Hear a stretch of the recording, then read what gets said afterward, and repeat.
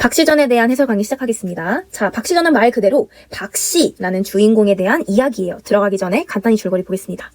자, 일단 먼저 이상공이랑 박처사가 먼저 등장을 하게 됩니다. 어느 날 갑자기 이상공의 집에 허름한 차림의 박처사가 찾아오게 돼요. 자, 이상공 안녕하십니까? 잠깐 이야기 좀 하겠습니다. 저는 박처사입니다. 이렇게 등장을 해요. 박처사, 처사란 말 그대로 선비인데 벼슬을 하지 않고 산에 응거하며 사는 사람을 이야기해요. 심상치 않죠? 이걸 느낀 이상공도 박처사 이 사람 분명히 진짜 신비한 사람이다. 비범한 사람이다. 요 정도를 느끼고 있었거든? 근데 박처사가 이런 제안을 하대. 이상공한테 이상공 아들 있죠? 나한테도 굉장히 비범한 딸이 있습니다. 당신 아들과 우리 딸 결혼시키는 것이 어떻겠습니까? 자, 이제 사대부 집안에서 결혼은 굉장히 중요한 거죠. 근데 이상공은 이렇게 생각합니다. 박처사가 이렇게 신묘하고 비범한 사람인데 그의 딸도 이 박처사를 따라서 굉장히 평범하지 않은 사람일 것 같다. 그래요, 혼인시킵시다 라고 해서 아빠들끼리 혼인 약속을 하게 돼요. 그리고 박씨랑 이시백이 마침내 만나서 혼인을 하는 순간 이시백이 막 집을 뛰쳐나옵니다. 왜? 그랬더니 박씨를 봤는데 박씨가 너무 못생겨서 부인으로 인정할 수 없어요 이러는 거야. 이상공이 예끼 그게 무슨 무례한 말이냐 하고 했는데 진짜였어. 이 소설에서도 박씨가 계속 추한 모습, 흉악한 외모다 이렇게 표현이 되는데요. 그만큼 좋지 아니한 이제 모습을 하고 있었던 거야. 박씨도 그걸 본인이 알고 있었고. 자, 그래서 그 이후로 이제 이시백은 박씨를 냉대하게 되고요. 홀로인 박씨는 시종 개화랑 함께 피화당에 박혀있게 됩니다. 자, 근데 이제 그러던 어느 날 박씨가 허물을 벗게 돼요. 사실은 애군을 다 할 때까지 못생긴 외모라는 허물에 갇혀 있었던 거야.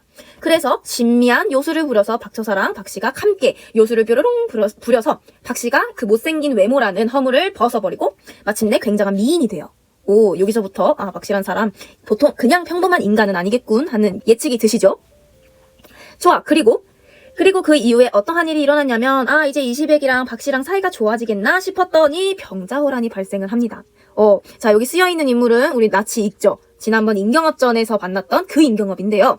맞습니다. 임경업과 함께 병자호란에 출두했던 사람 이시백이었어요. 자, 그래서 이시백과 임경업, 이시백이 중간에 생략되는데 박씨가 이제 요술을 부려서 만든 요술 의관을 입고 장원급제를 해서 과거에 붙어서 임경업과 같이 병자호란에 출두를 하게 됩니다. 자, 병자호란에서는 조선이랑 청나라가 싸웠는데요. 이때 청나라에 용골대랑 용울대라는 형제 장군이 있었어. 이 둘이 엄청 이제 중요한 적이었단 말이야. 근데 이 형제 중에 동생이 박씨랑 개화한테 괜히 까불까불했다가 개화랑 박씨가 요술을 뾰로롱 해서 이제 용울대를 해치우는데요. 그걸 듣고 이제 화난 형아인 용골대가 찾아옵니다. 근데 이제 개화가 막 도발을 해. 얼레리 꼴레리 한번 나 잡아봐라. 감히 여자애가 날 이길 수 있을 것 같다고 이렇게 얼레리 꼴레리 하는 거야? 하고 이제 쫓아가. 그렇게 해서 피화당해서 개화가 마침내 용골대까지 무찌르면서 이제 박씨와 개화의 신묘한 요술로 그 두 장군을 해치우는 것이 여기까지의 본 내용이에요. 그 이후에는 박씨가 이제 또 요술을 부려서 임금을 만나서 임금님 이쪽으로 대피하셔야 됩니다. 이런 식으로 알려주기도 하고. 그리고 이제 병자호란이 끝나고 임경업은 죽었지만 우리 임경업 죽은 거는 임경업전에서 들었죠. 김자점 때문에 죽었다. 그리고 나서 이제 임경업은 죽었지만 이시백은 공로를 인정받아서 박씨랑 오순도순 잘 산다라는 게 이 소설의 줄거리예요. 자, 그러면 일단 본문부터 들어가 보도록 할게요. 자, 박씨는 박씨 주인공 그 사람이네요. 초당 이름을 피화당이라고 했다. 이게 뭐냐면 화를 피하다는 뜻의 장소, 화를 피하다, 피화, 그 다음에 장소당, 어떤 이제 이런 건물, 이거를 당이라 했죠. 그래서 피화당이라고 짓고 거기에 개화랑 같이 박혀 있었어. 개화, 시중이었죠. 더불어 피화당에서 외로이 지내며 집 뒤뜰 전후 좌우로 여러 종류의 나무를 가져다가 심었대. 동쪽에는 푸른 기운을 따라 푸른 흙으로 나무 뿌리를 복도두고, 서쪽에는 흰 기운을 따라 흰 흙으로, 남쪽에는 붉은 기운을 따라 붉은 흙으로 뿌리를 돋보았다. 북쪽에는 검은 기운을 따라 검은 흙으로 그 뿌리를 복도두고, 중앙에는 누런 기운을 따라 누런 흙으로 뿌리를 복도다. 오색이 영롱하게 심어놓고, 지금 말하는 거는 전통적인 오행의 이치를 따르고 있대. 여기는 북쪽에는 검은 기운, 검은 거, 푸른 거, 흰 거, 붉은 거, 그 다음에 파란 거, 누런 거, 파란 거, 이렇게 했대요. 그래서 전통적인 오행을 따르고 있대요. 그래서 때에 맞춰 정성스럽게 물을 주었대. 자, 박씨의 근황을 궁금해하던 상공, 시아버지네요. 상공은 개화를 불러서 물었다.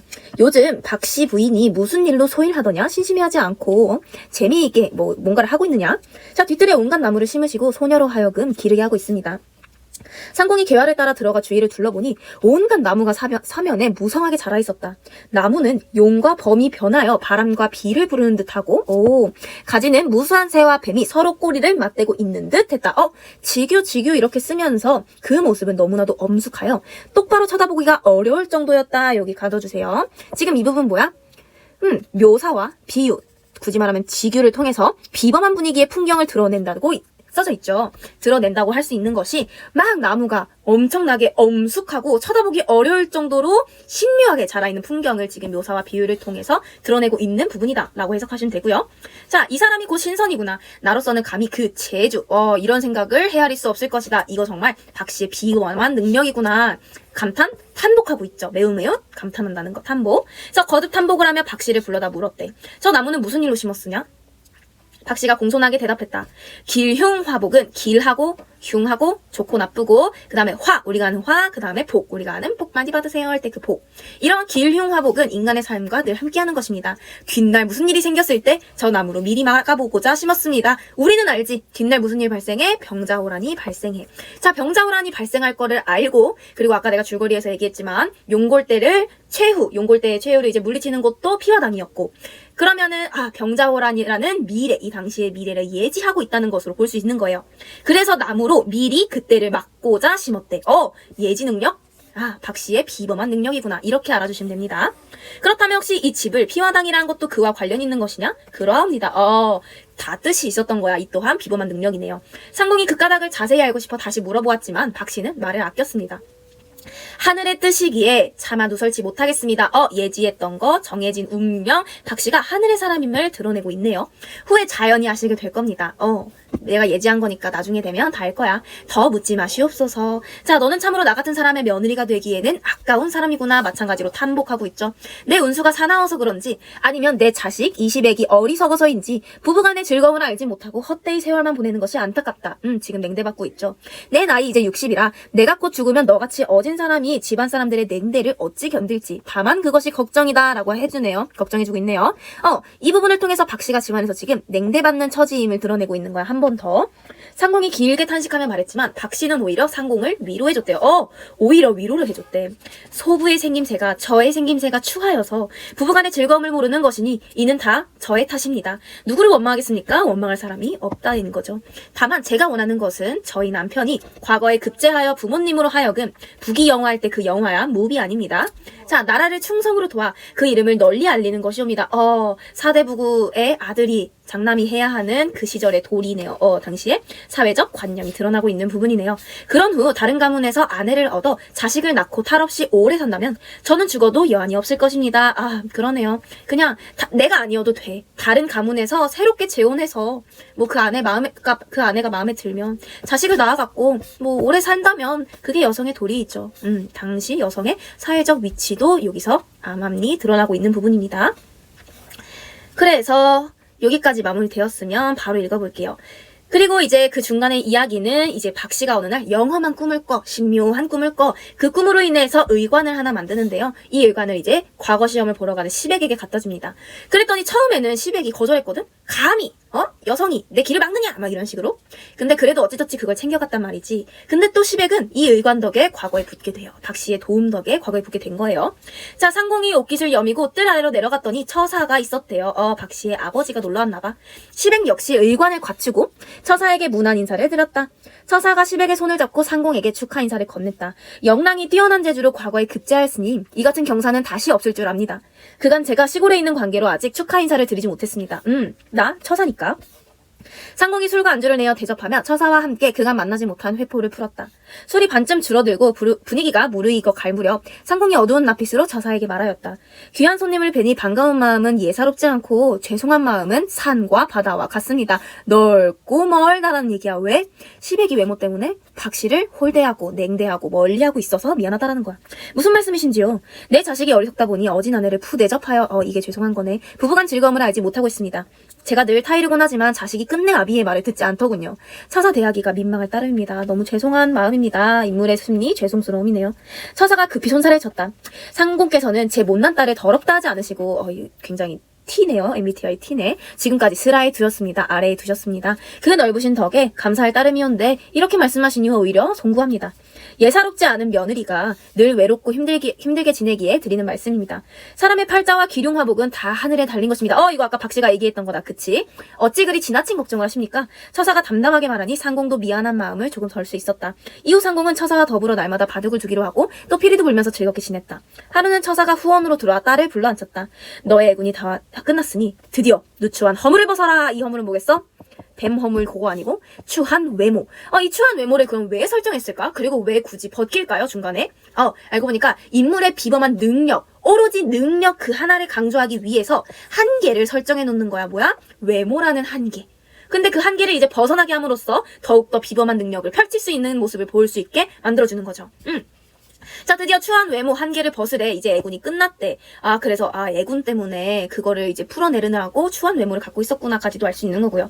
처사는 드디어 허물을 벗고 변화하는 술법을 딸에게 가르친 뒤 말하였다. 그러면 이 허물이 즉 한계였지. 주인공이 한계에 갇혔어. 근데 그 한계를 벗는 방법을 알려줬네? 그럼 이 박처사는 박씨의 조력자다까지도 알 수 있겠네요. 자, 허물을 벗거든 버리지 말고 시아버지에게 옥으로 된 함을 짜달라 해서 그 속에 넣어두어라 라고 합니다. 그러고는 딸과 함께 정담을 나누다가 밖으로 나와 상공에게 작별 인사를 드렸다. 상공이 못내 섭섭해하며 만류했지만 처사는 듣지 않았다. 할 수 없이 한 잔술로 작별을 구하고 문 밖으로 나가 전송하였다. 말을 했다. 지금 헤어지면 만나기 어려울 것입니다. 왜? 개인적인 이유? 나 이제 바빠 이거야? 아니지. 앞으로의 미래, 앞으로 병자호란이니 뭐니 사건들이 많을 거기 때문에 나는 알 수가 없어. 왜? 나 역시도 하늘의 사람이니까. 마찬가지로 예지한의 비범한 능력 드러나고 있는 겁니다. 자, 늘 건강하시고 복을 누리시기 바랍니다. 상공이 깜짝 놀라며 물었다. 그것이 무슨 말씀이십니까? 자, 이제 상공과 이별하고 산에 들어가면 다시 속세로 나오지 못할 듯하여 드리는 말씀입니다. 상공이 슬프게 작별 인사를 하니 처사는 학을 타고 공중에 올라가 오색구름을 헤치며 나아갔다? 얘들아, 학을 타고 벌럭벌럭 날아갔대. 말이 돼? 안 돼. 이거 비현실적이야. 이거 뭐지? 고전소설의 전기성이 드러나는 부분이네요. 잠시 후 구름이 걷혔는데 처사가 간 곳은 보이지 않았다고 합니다. 그날 밤 박씨는 몸을 깨끗이 씻은 뒤에 둔갑술, 둔갑술? 요술? 요술 부리네. 비범한 능력이네. 요술을 부려서 허물을 벗었습니다. 자, 날이 밝은 후 박씨는 개화를 불렀다. 개화가 들어가 보니 아이고 이게 누구야? 절세가인이 방 안에 앉아 있었대. 이 절세가인은 누구야 그럼? 허물을 벗은 박씨지. 여인의 얼굴은 아름답기 그지없었으며 그 태도는 너무나도 기이했다. 이건 플러스 기이네요. 자, 월궁 항하나 무산선녀라도 따르지 못할 듯했고 서시와 양귀비도 미치지 못할 정도로 아름다웠다라는 내용입니다. 박씨가 드디어 뷰티풀해졌네요. 자, 그리고 나서 이제 이야기를 건너뛰는데 중간에 껴있는 이야기는 마침내 병자호란이 발생했고요. 부인과 개화가 용울대를 요술로 무찌른 그 뒤시점부터 이어서 읽어볼게요. 자, 용울대가 모든 장조를 뒤로 물린 후 왕비와 세자 대군을 모시고 장안에 재물과 미녀를 거두어 돌아갈 채비를 꾸렸대. 이거는 역사적 진실이에요. 왕비와 세자 대군, 왕비는 사실 아니고요. 세자와 대군을 볼모로 끌고 갔어요. 인질로 데려갔다는 뜻입니다. 그리고 또한 장안에 있는 재물과 미녀들, 아녀자와 백성들의 약탈물을 들고 갔다라는 거야. 백성 약탈을 해간대. 자, 오랑캐에게 잡혀가는 사람들의 슬픈 울음소리가 장안을 진동했다. 박씨가 계열을 시켜 용골대에게 소리쳤다. 이 용골대 형아, 용골대. 자, 무지한 오랑캐 놈들아, 내 말을 들어라. 조선의 운수가 사나워 은혜도 모르는 너희에게 패배를 당했지만 왕비는 데려가지 못할 것이다. 만일 그런 뜻을 둔다면 내 너희를 몰살할 것이니 당장 왕비를 모셔오너라. 이러는 거야. 이 은혜는 뭐였죠? 임경업 때 혹시 기억나? 임경업이 먼저 청나라를 도와줬는데 청나라가 배신해서 조선을 쳤다. 그게 바로 병자호란이었죠. 그때 임경업이 청나라를 도왔던 것, 그때 그 은혜를 이야기합니다. 이렇게 연결되고 있는 거예요. 자, 하지만 용골대는 오히려 코웃음을 날렸다. 참으로 가소롭구나. 우리는 이미 조선왕의 항서를 받았다. 자, 이거는 이제 삼전도의 굴욕이라는 역사적 사실이죠. 병자호란이 일어났어. 우리의 인조씨는 뭐랬죠? 백성들을 내팽겨치고 남한산성으로 도망가기. 남한산성으로 도망을 가요. 남한산성에서 어떻게 버텼거든? 근데 더 이상 못 버틸 것 같은 거야.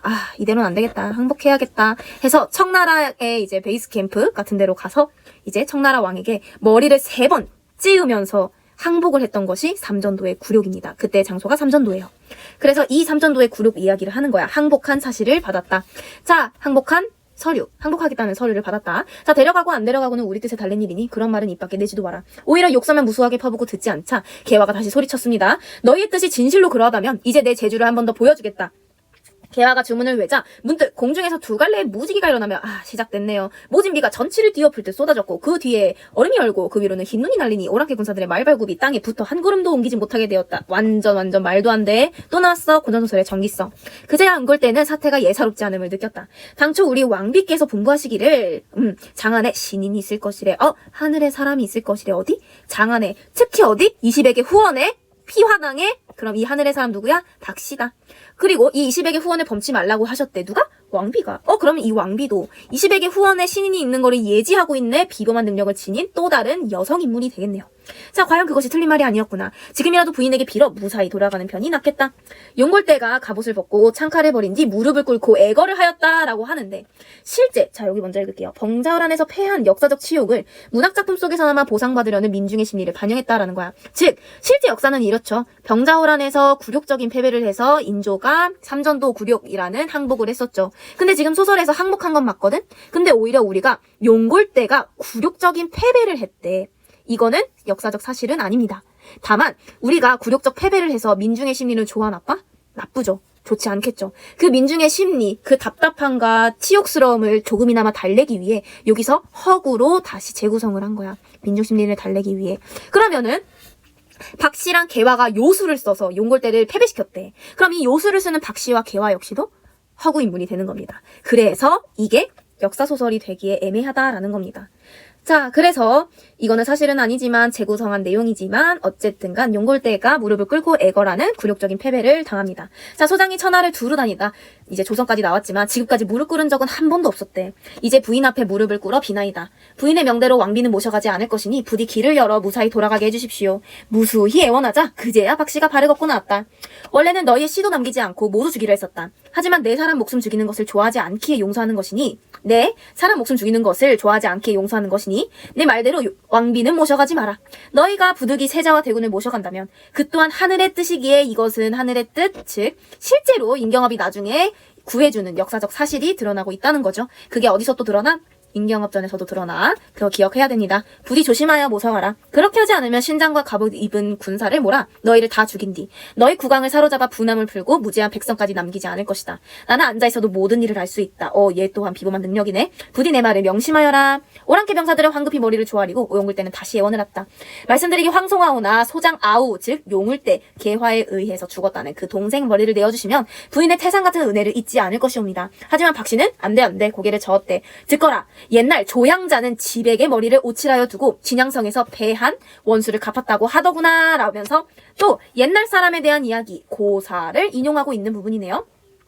우리도 용울대의 머리를 내어주지 않고 남한산성에서 패한 분, 그 삼전도 굴욕의 그 분을 조금이라도 풀 것이다. 이거 내가 아까 설명했던 박씨전을 지은 의도다. 왜? 실제 역사랑 다른 내용을 재구성해서 이렇게 전개를 하고 있는지 설명했던 것과 이어지는 거예요. 아무리 애거를 해도 그렇게는 하지 못하겠다. 그 말을 들은 용골대는 그저 용울대의 머리를 보고 통곡할 수밖에 없었다. 라고 하면서 일단 본문은 마무리가 됩니다. 그리고 나서 이제 보기를 보면 이런 내용이 나와요. 박씨는 남성에게 의존하고 규방에 안주하는 그때 당시에 보통의 수능적인 여성이 아니라 스스로 나서서 남편을 돕고 나라를 위기에서 구하는 적극적 여성이다. 나라가 위기에 처하자 뛰어난 능력으로 외적을 물리치는 박씨와 같은 여성의 활약상을 보면서 봉건적 인습, 이제 수능적인 여성이어야 한다는 인습에 눌러 살았던 당시 여성들이 대리만족감을 느꼈을 것임을 짐작할 수 있다. 이게 사실 중요한 거예요. 고전소설에서 여자가 영웅소설의 주인공으로 여자가 등장하는 것은 자주 있진 않습니다. 하지만 이제 박씨전에서도 개화라던가 박씨라던가 이제 왕비, 아까 예지 능력을 했던 청나라의 왕비 같은 비범한 능력을 가진 여성의 중심 인물들이 나온 이유도 이러한 배경 때문에 등장을 하게 된 거예요. 그래서 여기는 민중의 심리를 달랜다, 치욕적인 역사를 바탕으로 한 민족의 치욕스러움을 달랜다, 또는 억눌려 살았던 여성들의 마음을 위안을 준다. 이러한 두 가지 목적으로 이제 창작이 되었다라고까지 정리를 하면 되겠습니다. 문제도 한번 볼까요?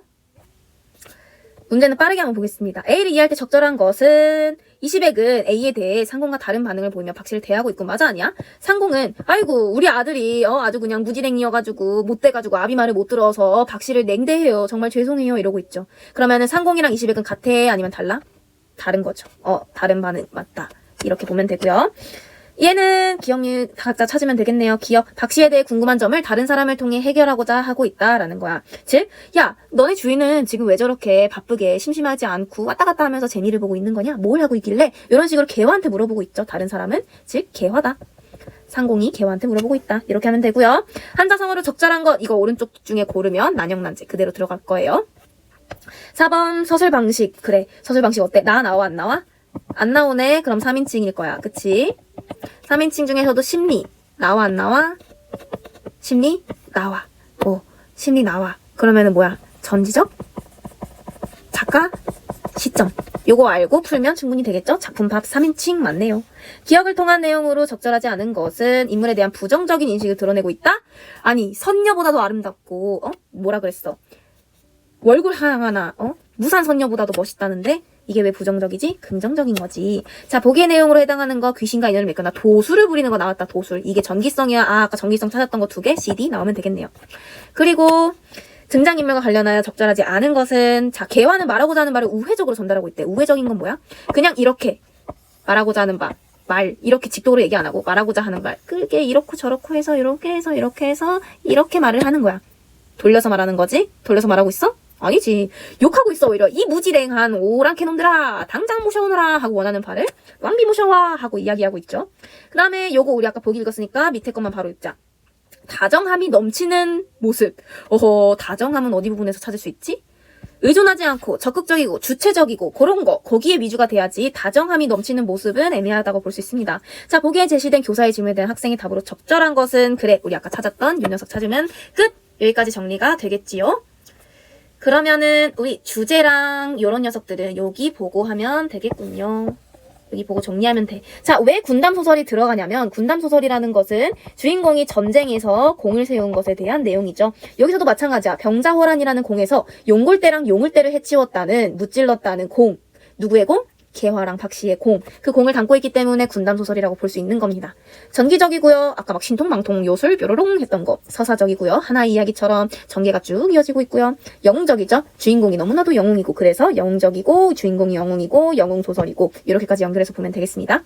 주제는 요거 보고 해주시면 돼요. 그냥 밖으로 보기에는 박씨의 영웅 내용이야. 영웅 스토리 뚱뚱땅땅인데 사실은 이거의 창작 의도를 반영해서 본 주제는 민족의 자존감 회복인 거야. 특징은 실제 역사랑 다른 사건 전개를 통해 청나라에 당한 치욕을 씻고자 했던 당대 민족의 소망을 반영. 오케이, 완벽하죠. 여성 영웅의 활약을 통해 조선시대에 억압된 삶을 살았던 여성들의 해방 욕구를 드러내. 오케이. 이 두 개가 결국에는 창작 의도 1, 2번이 될 수도 있는 거겠네요. 자, 여기까지 마무리 됐으면 활동지도 채워주시고 남은 문제들도 다 마무리해주시면 될 것 같습니다. 그러면은 오늘의 강의 마치도록 할게요.